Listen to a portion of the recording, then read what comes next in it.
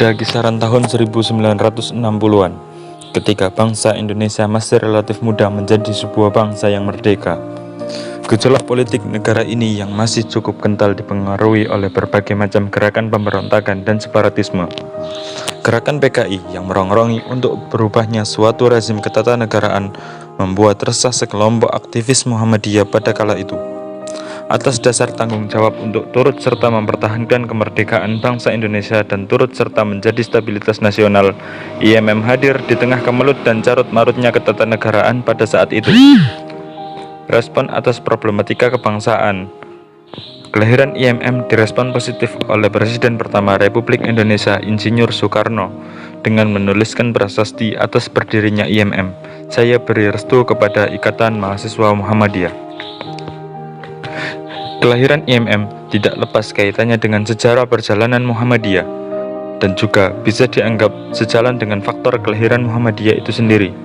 Di samping itu, kelahiran IMM juga merupakan respon atas persoalan-persoalan keumatan dalam sejarah bangsa ini pada awal kelahiran IMM.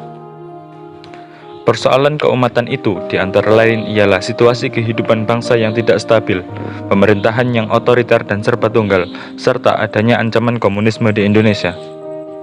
Dan masih banyak praktek-praktek kehidupan yang serba bid'ah, khurafat, bahkan kesyirikan, serta semakin meningkatnya misionaris kristenisasi.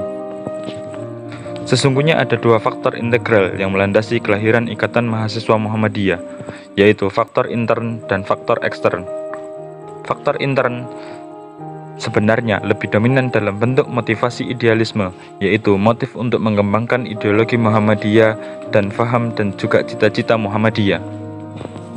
Faktor ekstern yaitu sebagaimana yang terjadi di tubuh umat Islam sendiri ataupun yang terjadi dalam sejarah pergolakan bangsa Indonesia, yaitu kebanyakan mereka masih mengutamakan budaya nenek moyang yang mencerminkan aktivitas sekretistik dan bahkan animistik yang bertolak belakang dengan ajaran Islam murni khususnya dan tidak lagi sesuai dengan perkembangan zaman.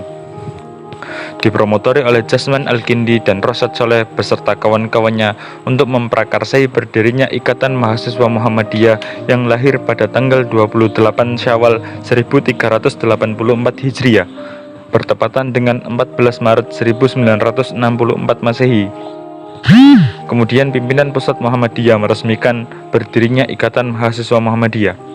Penandatanganan piagam pendirian Ikatan Mahasiswa Muhammadiyah dilakukan Ketua Pimpinan Pusat Muhammadiyah saat itu, yaitu Kiai Haji Ahmad Badawi.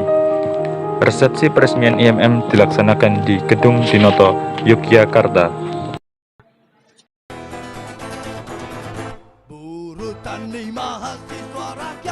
Untuk implementasi ilmu agama dan ilmu pengetahuan adalah dengan melakukan sebuah tindakan sosial.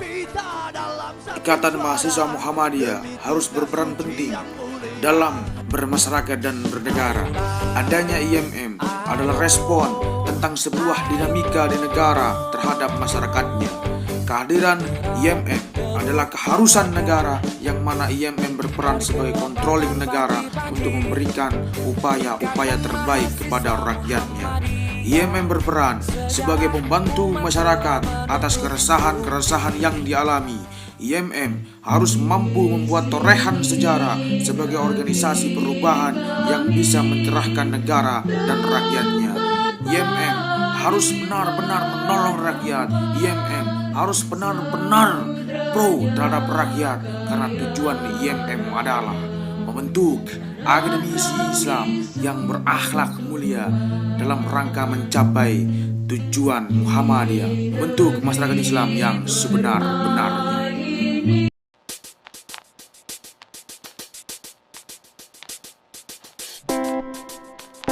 Pendukung kubu politik seberang kok, gue inget siapa, dan ya udah mau gimana. Itu pertama kali. Lu tuh apa sih, NU ya? Tapi yang Muhammadiyah gue di IMM lah. Oh iya, tapi nggak ini.